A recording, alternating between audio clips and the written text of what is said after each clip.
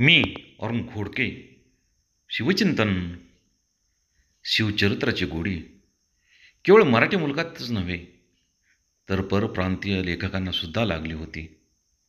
त्यामध्ये सर जदुनाथ सरकार, डॉक्टर बाळकृष्ण आणि सुरेंद्रनाथ सेन हे प्रसिद्ध इतिहासकार होते. डॉक्टर बाळकृष्णांनी आपली अखेरची 18 वर्ष केवळ शिवचरित्र लेखनामध्ये व्यतीत केली. त्यांच्या अथक परिश्रमाचे फळ म्हणजे शिवाजी द ग्रेट हा ग्रंथ होता. बाळकृष्ण हे कोल्हापूर येथे नोकरीला होते. शिवचरित्राला सर्वार्थाने वाहून घेतले. या सुमारास शिवचरित्रावरती नवनवीन साहित्य व पत्रे उपलब्ध झाली होती आणि संशोधकांचे नवीन पुरावे शोधण्याचे काम धडाडीने सुरू होते.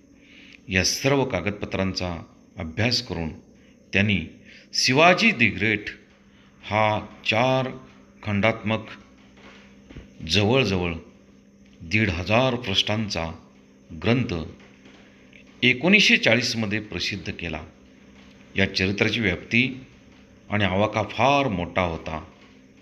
त्यावेळेला त्यामध्ये त्यांनी शिवचरित्र अभ्यासाकरता लंडन, दवेक, मुंबई, पणजी, पाँडिचेरी, मद्रास, तंजावर, सातारा, पुणे येथील पुरावेक्षकांना भेटी देऊन शिवाजी महाराजांच्या संदर्भातील माहिती आणि असंख्य कागद तपासून अभ्यासून त्यांनी टिप्पणी काढली आणि त्यामधून त्यांनी शिवाजी द ग्रेट हा ग्रंथ लेखन केला.